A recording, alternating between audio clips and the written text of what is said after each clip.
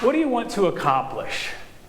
That's a question that a lot of us get asked a lot. I know that a lot of times in our life we continually get asked, what do you want to accomplish? I know it's a question I got asked a lot. And actually, I know it's a question that I ask a lot.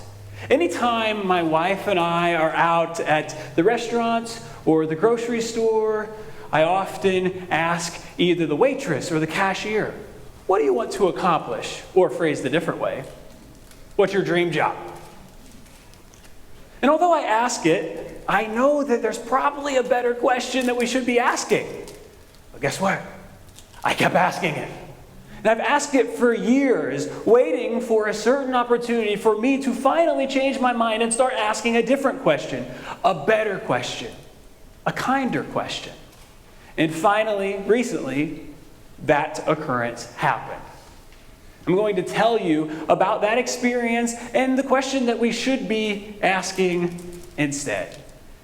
Like you said, my name is Matt, and I do have many different titles, and you may know me based on my accomplishments, but I like to simply say that I'm here, trying to be my best self, and that's what I like to do, and try to encourage other people to be their best selves as well.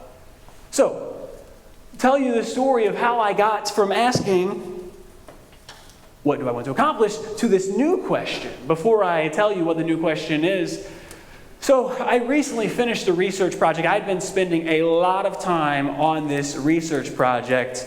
9 months I spent researching, writing, editing, revising, and revising again and again and again. And I finally got to a point where I was super excited because I had accomplished something great. I had accomplished something that I had hoped to accomplish. But I said, you know what, before I send it to the publisher, I'm going to send it to 7 more people. They're leaders from our partner organization. I'm going to ask them for their feedback before I finally send this to the publisher. Even though I had already received several pieces of feedback from countless people who had read this project, and they had all told me, hey, it's great, you had accomplished something great, I sent it to these 7 more people because I trusted them. And so I still remember typing up the email, attaching the research project, and telling them all, hey, I'm going to send this to the publisher in 1 week, but make sure you send me any feedback, any criticism, any thoughts that maybe I could utilize to improve my project before I send it to the publisher. And then I waited their feedback, right? No, absolutely not. I didn't want their feedback. What did I want? I wanted a good job, Matt. You crushed it. You accomplished something great. That's what I was hoping for. And so as I sat there and I waited, I was waiting for the feedback from these people. Now, these people, these 7 people, I knew all of them fairly well. I'd worked with them in some capacity. I traveled with them around the world in some capacity. But I knew 3 of them pretty well. Pretty is the next step ahead of fairly, at least for me. But then I knew 2 of them very well. And so I'm waiting for the feedback from these 7 individuals, and after only a couple days, I received an email back from one of the individuals I know very well. And this individual did what I was hoping for. And he said, great job, Matt. And I was like, yeah, see, I did it. I accomplished something great. And then I got feedback from a couple more individuals, and they just sent me a thumbs up, or they sent me, hey, this looks nice, or they sent me, hey, there's a typo on page 36. But I was getting what I was wanting. I accomplished something great. And so there were a couple more days left, but there were still a few more people who I hadn't received back from. So I sat there and I waited, and I was continually refreshing my email, wanting something to come in. We've all been there before, where we're wanting and longing for something to happen, and we're still waiting. Until finally, on the last day that I'd given these individuals to respond to me, I'm staring at my email, and we all know what happened. I didn't get an email. I didn't get one, but instead I heard my phone ding. I'd gotten a text message from the other individual I knew very well. Now, a text message, that's an indicator that it's more personal than a vague email. And so I was super excited to hear back from this person who I knew very well. And so I opened up the text message, so excited to read it, until I start reading the text message. The text message was super short, and it simply said, I have some feedback about your project. Some good, some bad. Don't send this to the publisher as it is. I'll give you more information soon. What? You'll give me more information soon? Some good, some bad? What does that even mean? I had been working months on accomplishing something great, and apparently the only thing I accomplished was, don't send this to the publisher. So I waited for whatever a little bit is.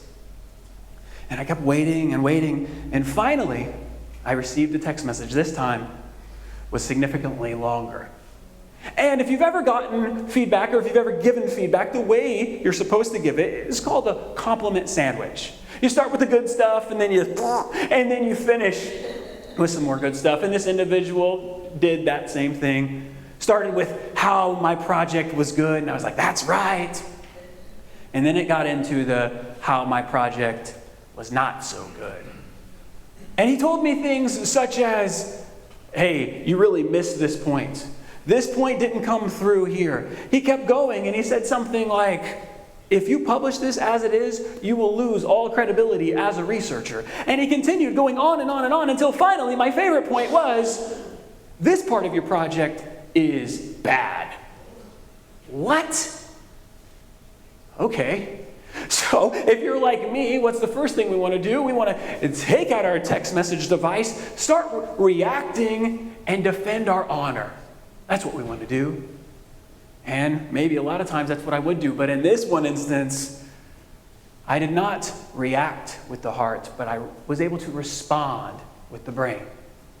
And so I thought about it. Thought about what was this individual saying. And was his critique a little accurate, perhaps?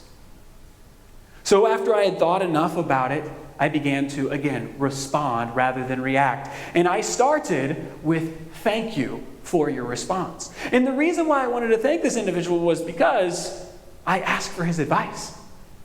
So I needed to thank him because what gets rewarded gets repeated.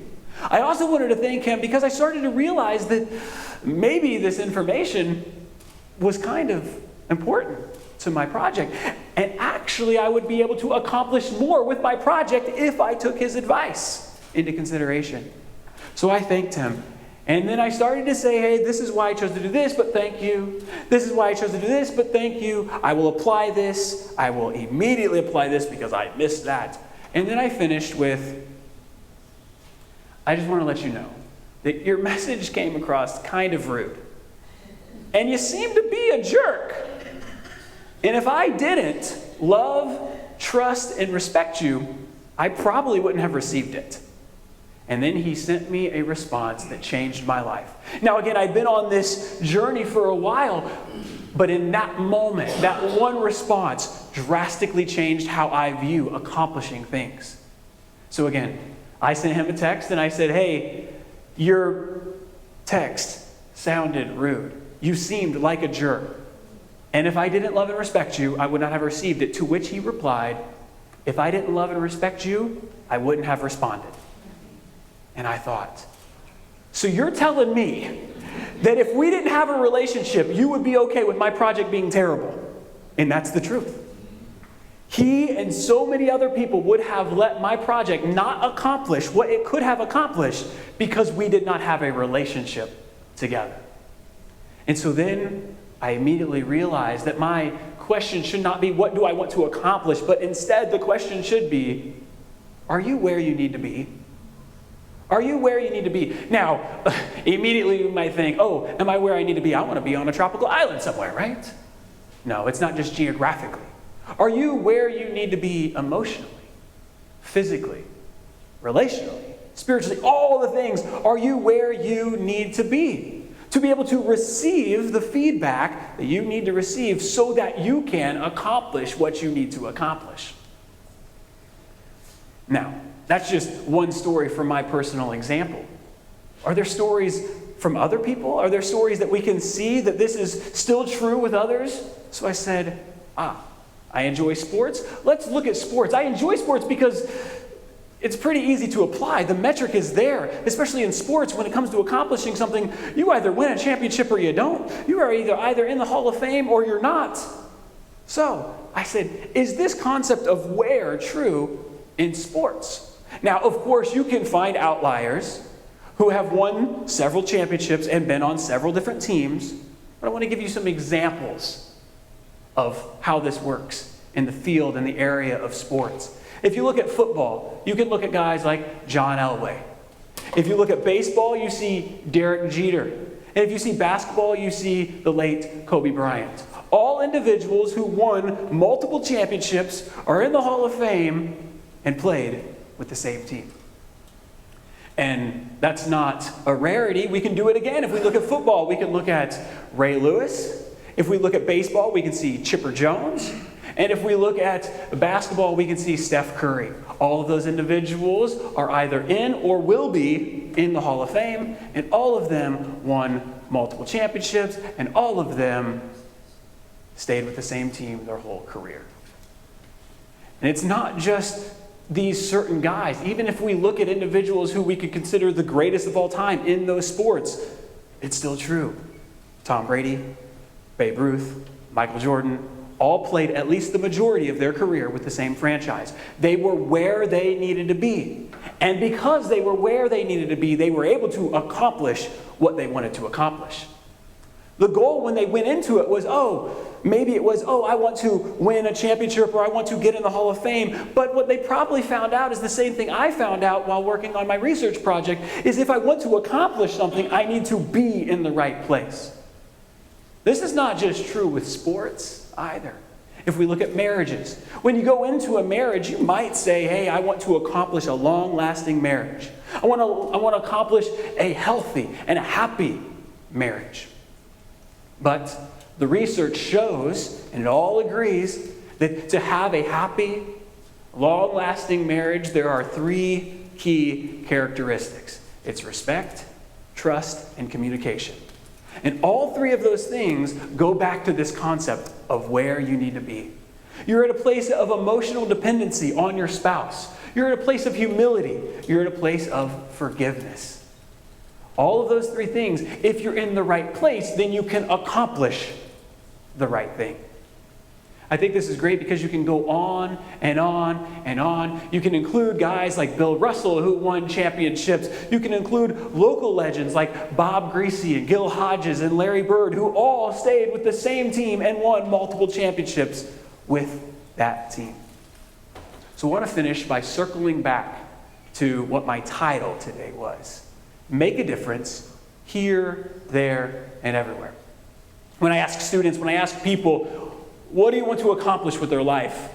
The answer is usually the same, and it's make a difference. They want to make a difference in their life, whether it be make more money, or have more fame, or have more success. They want to make a difference in the life of their family.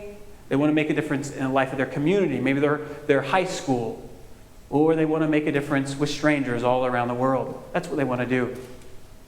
But let's look at this concept that it's to be able to make a difference, to be able to accomplish that be your accomplishment. First, you need to start with, where are you? Are you here? Are you really here emotionally, mentally, relationally? Are you your best self? That's where we need to start. Before you can accomplish great things and travel around the world and help people all around the world, you need to be your best self. You need to be here. You need to focus on yourself mentally. You need to focus on yourself physically, spiritually, all of the things. That's how you can accomplish great things.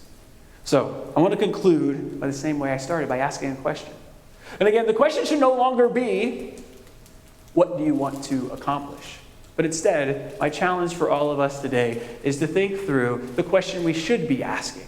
So I'll ask it to you today. Are you where you want to be? All right, thank you.